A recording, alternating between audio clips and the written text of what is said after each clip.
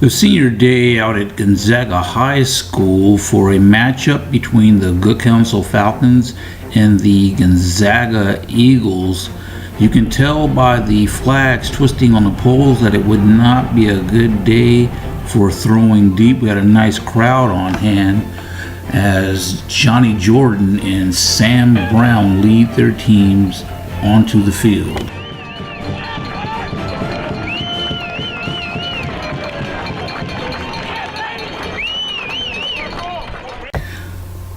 The Falcons kicked off to Gonzaga first, but neither team was able to mount a drive on their initial possessions.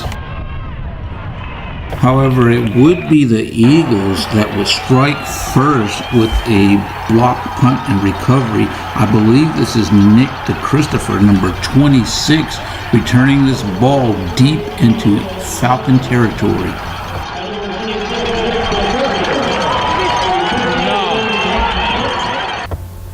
You're going to see Dean Ingram in the slot position, number 6. Sam Brown is going to hit him on the crossing pattern for the 11-yard touchdown, and that would open up our scoring.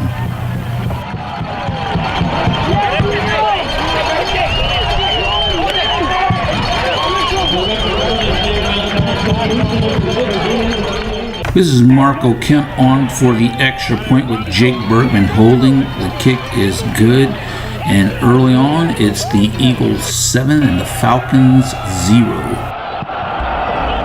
Things go from bad to worse for Good Counsel as the Gonzaga sideline erupts after realizing they have recovered the ball.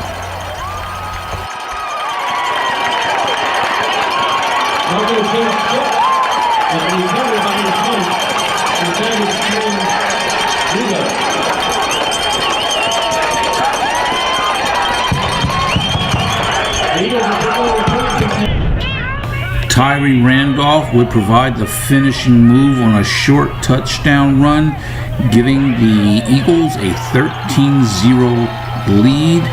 The extra point is good by Kemp, and that's 14-0 in the first quarter with 2:18 remaining for the Eagles.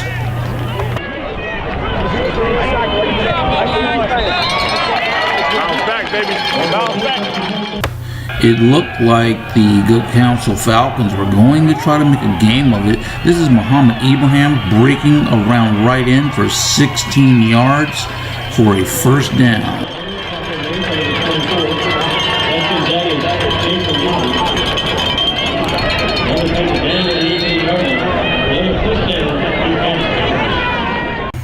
Travis Nannon would then hit Joshua Pascal for 12 yards down to the Eagle 4, and the Falcons are in business.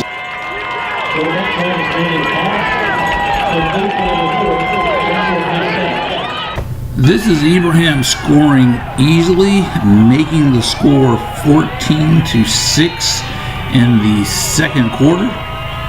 You're going to see JT Mitchell come on for the extra point, and that would make the score 14-7. That's Nannon holding on that extra point.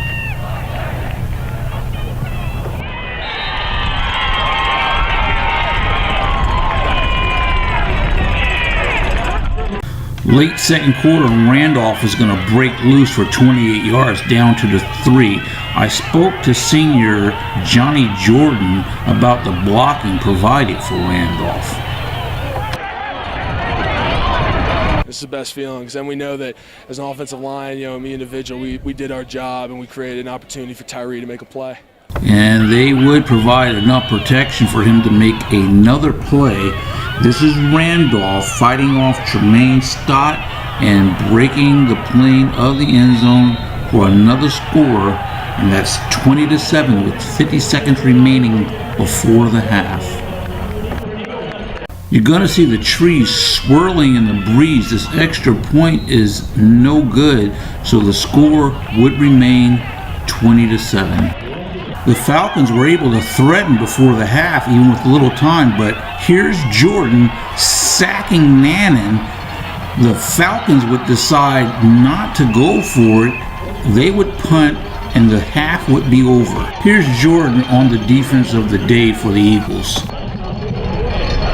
I mean, we were game planning for them all week, and that just comes down to our coaches and our players just making plays and doing what the coaches said and executing our game plan. And here's more great execution. This is Max Fisher taking the pass from Sam Brown, and he would go 68 yards untouched up the visitor sideline. This would blow the game open, making the score 26-7 with 9:32 remaining in the third. I spoke to Fisher about that play. Here's what he had to say. The Eagles 26, the Falcons 7, 9:32 remaining, third quarter. Well, I caught the ball on the screen. I just saw my linemen out there. I got to give all the credit to them.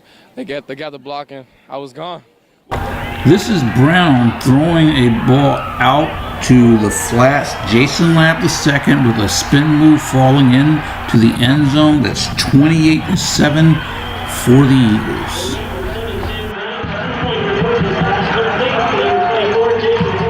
I promise you, despite what you're seeing in this shot, it was too cold for skins. This field goal by Kemp would provide the final score. That's Bergman holding. That makes the score 31-7 pretty early in the fourth quarter, but no more scoring from here.